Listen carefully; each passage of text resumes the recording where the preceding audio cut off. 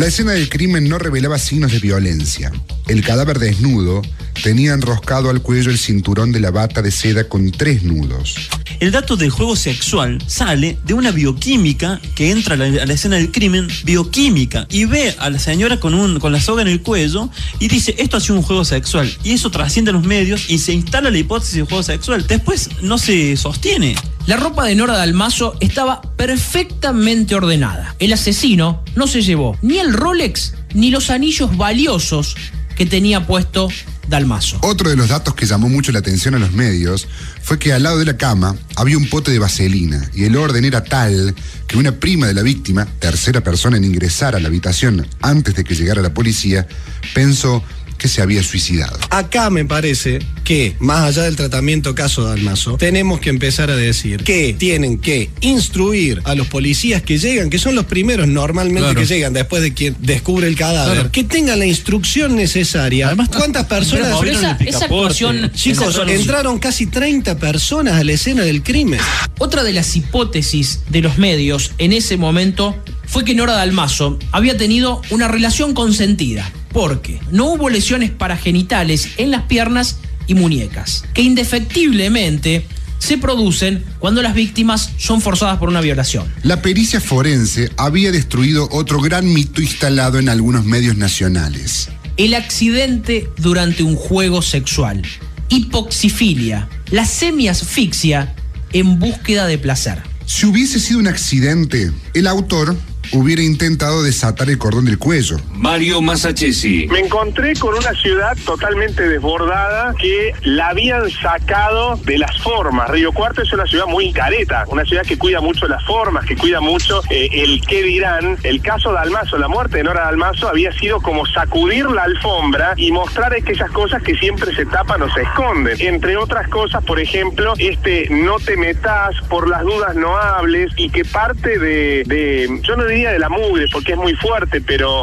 de esas cosas que no se dicen, pero que se hacen, habían quedado a la vista de todos, ¿no? Liliana Caruso. Veníamos un poco de María Marta García Belsunce, que nos había choqueado un poco, y pensamos que era algo similar, pero realmente fue mucho más. A mí me sorprendió mucho más el caso cuando llegué, cuando tomé contacto con las fuentes, cuando tomé contacto con la familia. Creo que es el primer caso donde hay 2 imputados por el mismo hecho, con distintas características. Me parece a mí, no hay un crimen que llame tanto la atención, que la gente se interiorice, que quiera saber cada vez más sobre el caso como este. Hay varios hechos deleznables, repudiables, que se han registrado y se han difundido en relación con el crimen de Nora Dalmaso.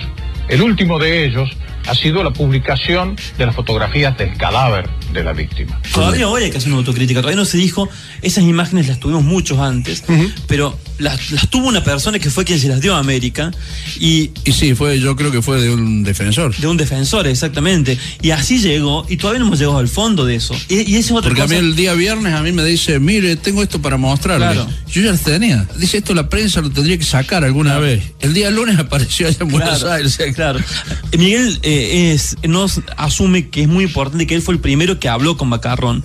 A todos nos costaba mucho y eso es muy importante porque él estuvo muy cerca de la familia durante toda esa etapa de la investigación, y Miguel, que tiene mucha experiencia, puede decir hasta qué punto un abogado capaz, con medios voraces, es capaz justamente de manejar un caso y llevar un caso a que no se resuelva nunca, ¿no? Claro, sabemos que hay muchos abogados que lo primero que hacen es ensuciar la cancha, embarrarla y tratar de desviar la cosa, pero a mí me parece que hay muy buenos abogados y los conocemos bien. Ahora, si la investigación de instrucción es sólida... No, pero también hay otra cosa. No hay ningún abogado que lo pueda aguantar. Que nos hemos olvidado. Hubo 3 fiscales.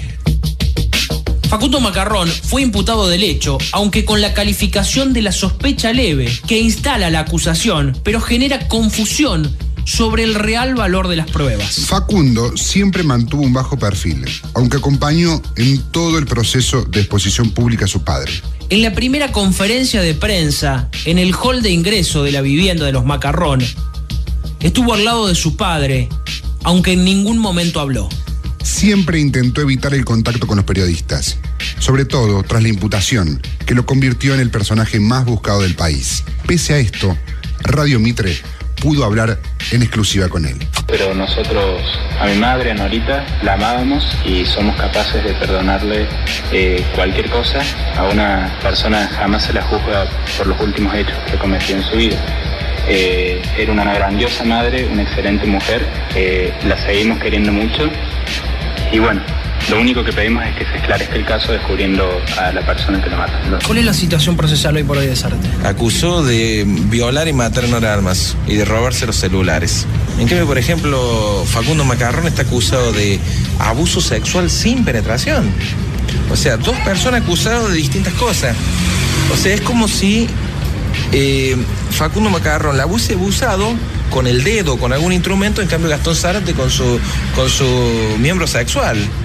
Y a su vez los dos están acusados de homicidio y están los dos caminando por la calle, lo cual también es insólito. De última, o están los dos o tendrían que haber estado presos los dos. El hallazgo del haplotipo masculino, solo comparable con el ADN de Facundo, Félix y Marcelo Macarrón, cerró el círculo de sospechas y enfocó el trabajo de los investigadores hacia el hijo de Nora Dalmaso. Una ventana temporal que coincide con el tiempo en el que fue asesinada su madre provocaron la imputación de homicidio calificado y abuso sexual con acceso carnal en grado de sospecha leve. Gustavo Libau. No hemos encontrado ni siquiera un elemento en virtud del cual el fiscal realmente pudiera haber tenido una sospecha siquiera mínima de que Facundo estaba en Córdoba y de repente decidió irse a Río Cuarto y asesinar a su madre en la forma que fuese hecho. O sea, es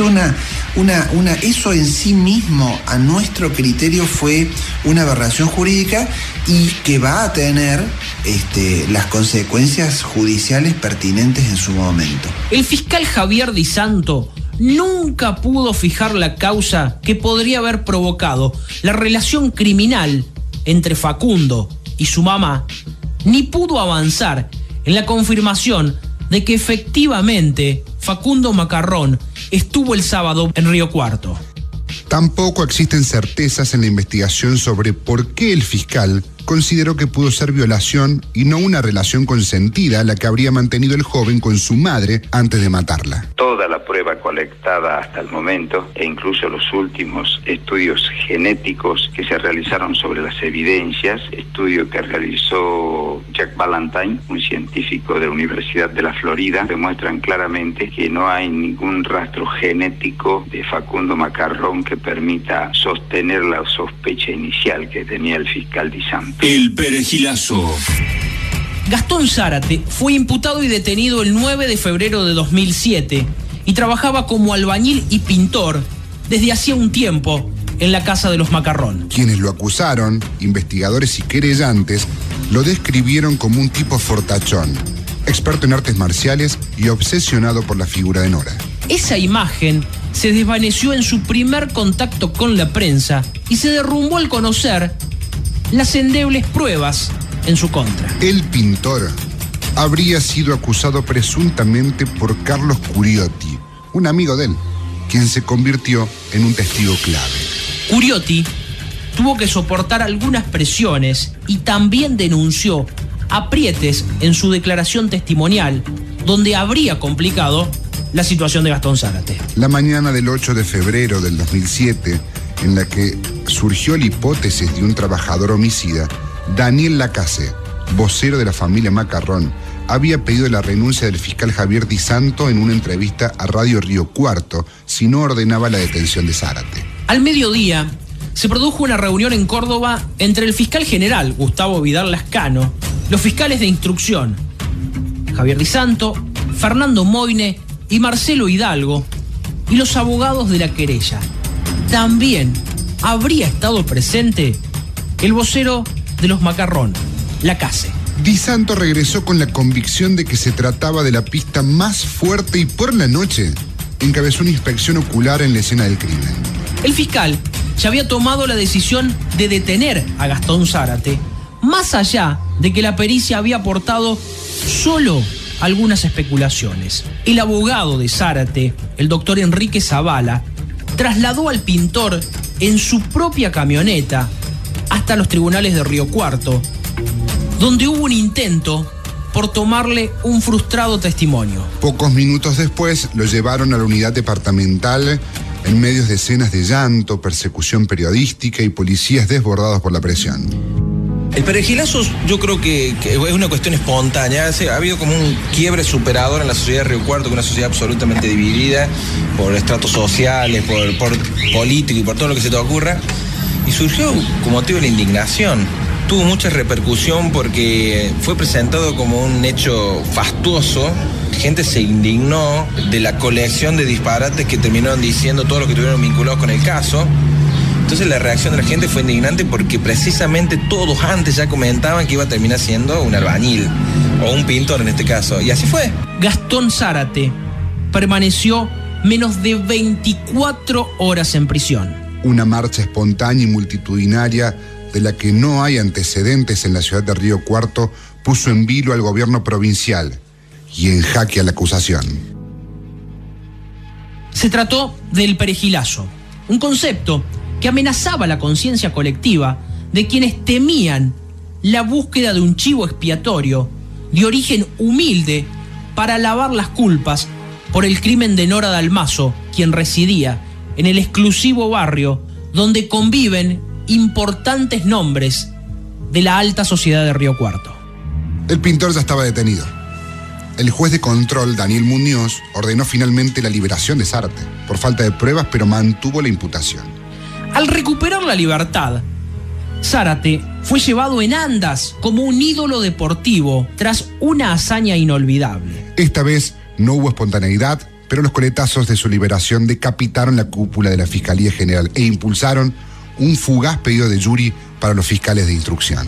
Me parece que si esta misma causa la agarra otro fiscal, estaríamos hablando en otros términos, habría otros imputados y me parece que por lo menos habría prueba suficiente para que la causa se eleve a juicio, no sé si para condena. Lo de Vidal Lascano fue un papelón. Vidal Lascano a 3 años sigue creyendo en la teoría del perejil cuando se ha probado que no hay ninguna prueba que incrimine el perejil, y lo de Darío Besaro no tiene nombre, es decir, no solamente desafectó a los otros 2 fiscales dejando uno solo, sino que no se ocupó más de la causa ni de las causas conexas, que sí, si hubiera otro fiscal general, si hubiera otra justicia, este caso se habría resuelto hace muchísimo tiempo.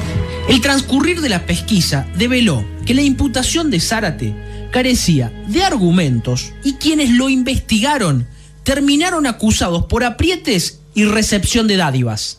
Zárate no fue desincriminado y debió someterse a las mismas pericias que Facundo. En el entorno del fiscal Di Santo aseguran que no pueden desvincular a Gastón Zárate hasta que llegue el informe del ADN del FBI que elimine cualquier tipo de dudas. La justificación no logra excusar el origen mismo de la imputación, ya que al pintor lo implicaron con poco y sigue imputado con nada.